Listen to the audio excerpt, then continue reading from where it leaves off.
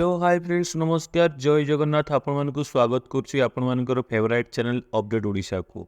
दर्शक बंधु आपण मैंने समस्ते जानते प्रधानमंत्री सूर्यघर योजना मागणा बिजुली योजना आउ यार मुफ्त बिजुली योजना आपड़ केमी अप्लाई करेंगे जो 300 यूनिट्र बिजुली आपन को मागणा मिलवा जाऊँगी क्या मिल केमी अप्लाई करेंगे आपको अप्लाई कर प्रोसेस कौन कौ साइट द्वारा अप्लाई करेंगे अप्लाई कर यार कौन कौन सब स्टेप अच्छी अप्लाई अप्रूव है आपड़ कौन करेंगे सबू ए टू जेड डिटेल्स आपको ये वीडियो देखा मिल प्रधानमंत्री सूर्यघर योजनार पूरा ए टू जेड अपडेट आपको मिल तो दयाकोरी वीडियो को प्रथम लास्ट पर्यंत देखूँ आ वीडियो को जमा भी स्किप करूँ ना ना आप इंपोर्टाट जिनस को मिस करेंगे।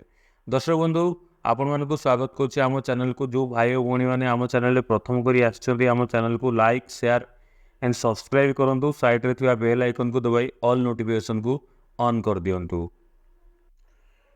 तेज दर्शक बंधु आपन को जो कहते आपन को पीएम सूर्यघर योजना आपन केमी अप्लाई करेंगे देखो पीएम सूर्यघर योजना आप अप्लाई करने जो यार सब प्रोसेस रोचे आपन को आर्टिकल मुझे देखा 1 कोटी घर को मागणा बिजुली प्रदान करने घोषणा पर साधारण लोकों को बड़ फायदा और आश्वस्ति मिली सेहीपरि प्रधानमंत्री सूर्यघर मागणा बिजुली योजना को नहीं आदिवासी देशवासी भल प्रतिक्रिया मिली स्कीम रे वर्तमान सुधा 1.8 कोटी लोके पंजीकरण कर गत अवतरणी बजेट रे यही योजना विषय रे सूचना देते अर्थमंत्री निर्मला सीतारमण।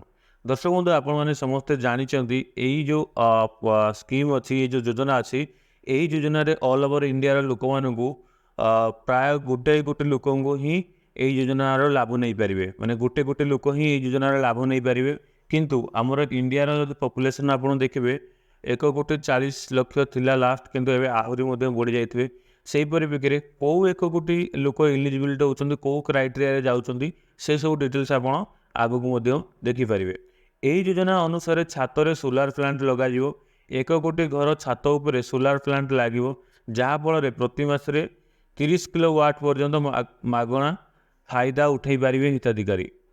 यही स्कीम रे वर्तमान सुधा 1.28 हिताधिकारी रजिस्ट्रेशन करथिया बेले 14 लाख आवेदनकारी आवेदन पेंडिंग रे पड़ी देखो पेंडिंग रे केते जनकर पड़ी सेटा भी आपन देखि पारथिबे।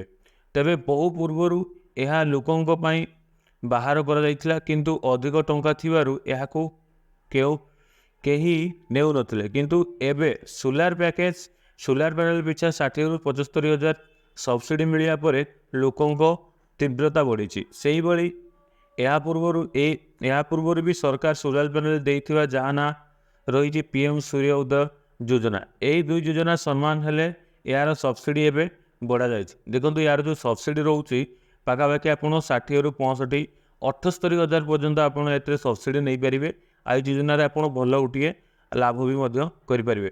तेज आसतु जाना किए योजनार निज ना पंजीकरण करेंगे देखो यार जो क्राइटेरिया अच्छे रूल एंड रेगुलेशन अच्छे जदि आप योजनार करने चाहते तार प्रथम पॉइंट रोचे जी भारतीय नागरिक होता बयस 18 रु अधिक हो जहाँ घर बिजुली कनेक्शन रही सी अप्लाई करेंगे।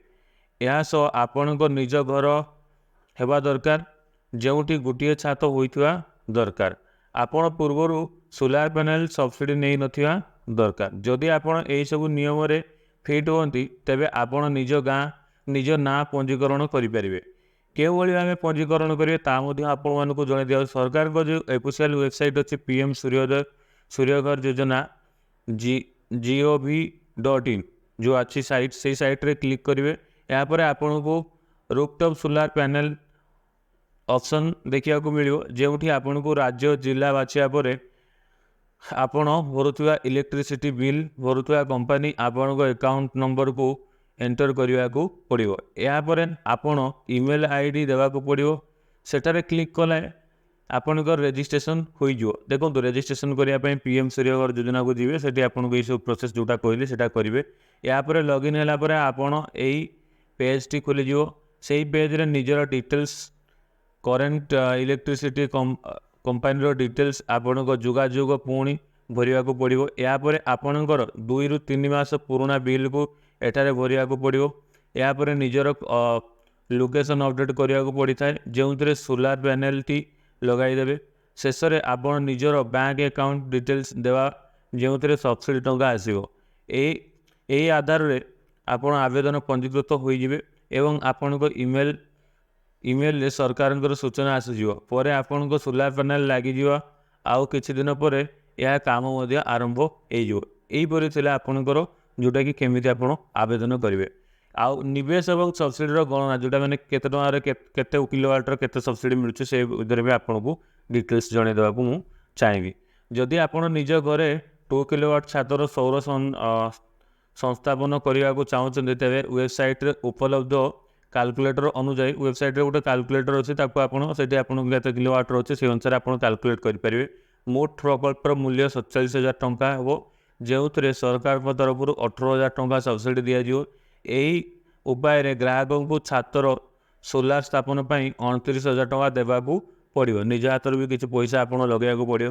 ନିୟମ ଅନୁଯାୟୀ ଏଥିପାଇଁ 130 ବର୍ଗଫୁଟ ସ୍ଥାନ ରହିବା ଉଚିତ। 47,000 ଟଙ୍କା ବ୍ୟୟରେ ନିର୍ମିତ ଏହି ସୋଲାର କାରଖାନା ପ୍ରତିଦିନ 4.32 କୁଇଜ ଦିନ ବିଦ୍ୟୁତ୍ ଉତ୍ପାଦନ କରିବ, ଯାହା ବାର୍ଷିକ 1,567 କିଲୋୱାଟ୍ ବର୍ଷକୁ ଆସେ। ଏହା ସହିତ ଗ୍ରାହକ ଦୈନିକ 12.19 ଟଙ୍କା ଏବଂ ଗୋଟିଏ ବର୍ଷରେ 4,730 ଟଙ୍କା ସଞ୍ଚୟ କରିପାରିବେ। ଦେଖନ୍ତୁ ବର୍ଷକୁ ଆପଣଙ୍କର 4,730 ଟଙ୍କା ଆପଣ ଆରାମସେ ସଞ୍ଚୟ କରିପାରିବେ। ଯଦି ଆପଣଙ୍କର ଛାତ କ୍ଷେତ୍ର 700 ବର୍ଗଫୁଟ ତେବେ 3 କିଲୋୱାଟ୍ ପ୍ୟାନେଲ ପାଇଁ ଆପଣଙ୍କର ବିନିଯୋଗ 80,000 ଟଙ୍କା ହେବ ଏବଂ ଆପଣ ଏଥିରେ ସବସିଡ଼ି 36,000 ଟଙ୍କା ପାଇବେ। ଏହାର ଅର୍ଥ ଏଥିପାଇଁ ଆପଣଙ୍କ ପକେଟରୁ 50,000 ଟଙ୍କା ଖର୍ଚ୍ଚ କରିବାକୁ ମଧ୍ୟ ପଡ଼ିବ। ତ ଏହିପରି ଥିଲା ଆପଣଙ୍କର ଯେଉଁଟାକି ମାନେ PM ସୂର୍ଯ୍ୟଘର ଯୋଜନାର ଯେଉଁ ଡିଟେଲ୍ସ। ଯଦି ଆପଣ ଏହାକୁ ଆପ୍ଲାଏ କରିବା ପାଇଁ ଚାହୁଁଛନ୍ତି, ଆପଣଙ୍କୁ ଯେଉଁ ଟାଇପ୍ର ମୁଁ କହିଲି ସେଥିରେ ଆପ୍ଲାଏ କରିପାରିବେ। ଆଉ ଡିଟେଲ୍ସ ନେଇକି ଆପଣ ଏହା ସୁବିଧାର ଲାଭ ବି ନେଇପାରିବେ। 300 ୟୁନିଟ୍ ପର୍ଯ୍ୟନ୍ତ ଆପଣ ବିଜୁଳି ଫ୍ରିରେ ପାଇପାରିବେ। ଆଉ ବିଜୁଳି ବିକିକି ମଧ୍ୟ ପଇସା ଇନକମ୍ କରିପାରିବେ।